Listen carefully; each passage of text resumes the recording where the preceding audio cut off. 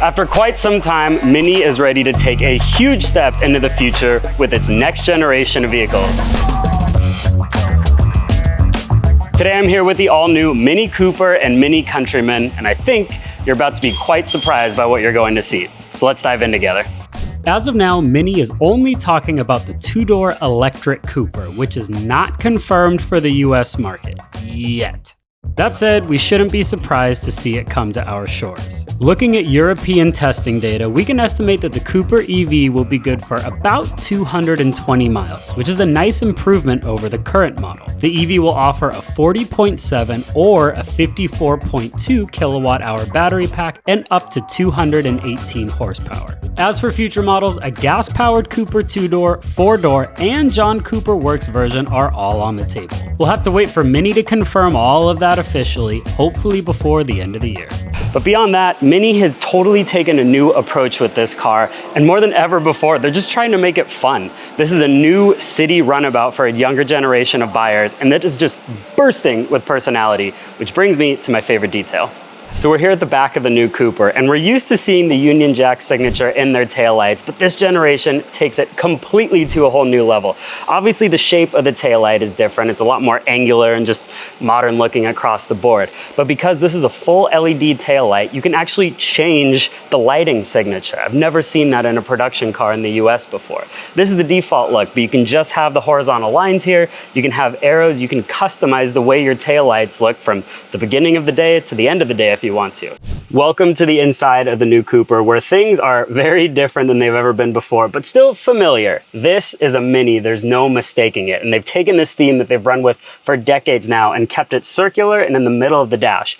But this time around, it is a lot more modern. This is a brand new OLED display that's going to be part of every new car in the Mini family, and with it is a full new technology suite. And here we have my new friend Spike. Now that is one of the avatars you can use for Mini's new virtual assistant. So Spike, when you say, "Hey Mini," will be able to help you with a whole bunch of things. It's a little British dog. How cute is that? And if you don't want the dog, there's a car icon that can help you as well. This is just one example where Minis really let their hair down a bit and had a lot of fun with this infotainment.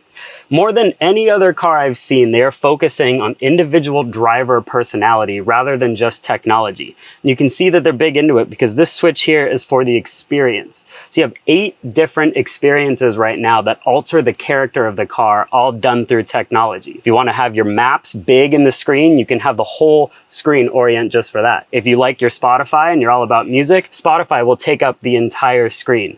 They even went as far as to integrate a specific background for the Apple CarPlay display to make it fit with the circular motif here.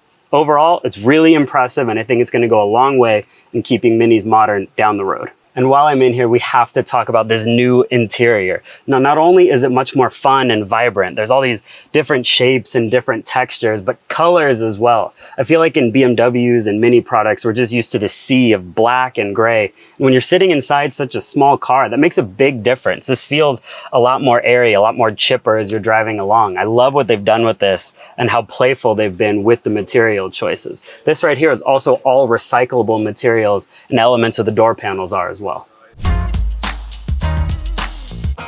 And now let's take a look at the new Countryman. This is a car with a size that's a bit more appropriate for the American market. And speaking of that, they've made it bigger in just about every meaningful dimension. This is now a true compact crossover, but one that's a lot more usable for a family. There's a lot more interior space, especially in the second row and the cargo area. That is all going to make a huge difference with this new Countryman. And just like the new Cooper, the Countryman will be offered in gas and electric powertrains. This one right here is the electric version, but will first debut with the gas engine when it goes on sale next year in the US. Mini is not sharing details on the gas-powered Countryman just yet, but we know that the EV will come in 2 variants, E and SE all 4. The base model will have 204 horsepower and front-wheel drive, while the SE will have all-wheel drive and 313 horsepower. Estimated range is up to 287 miles. However, that number will most likely be less in the US. Now they've really given this car quite the dramatic design overhaul, and I think it's done a lot of good for the Countryman. One thing I want to point out, the wheels are actually made of mostly recyclable aluminum. So just like we talked about in the Cooper, there's a new emphasis on sustainability and using recyclable materials. The interior is all about that as well. But in addition to that, there's a much more streamlined roof, but the roof doesn't taper down, so the headroom actually stays quite good. And then right here we have the all-4 panel indicating that this does have all-wheel drive and 2 electric motors. Here inside of the new Countryman, just like the Cooper, the colors and the patterns are insane. I'm sure they'll offer different versions that are a little bit more muted. Looks like we have the Denver Broncos package in here with the blue. It kind of goes into this orange right after that. But it just shows how much fun they had designing this interior. I love that. We get the same technology package as we do in the new Cooper, same size OLED display, and I have a head-up display in front of me as well for all the other driver assistance information. Beyond that, the room is actually quite decent. Not only is the seat pretty comfortable, but the headroom is fantastic, even for somebody who is not tall like myself. I think where it really is going to matter though, is here in the second row.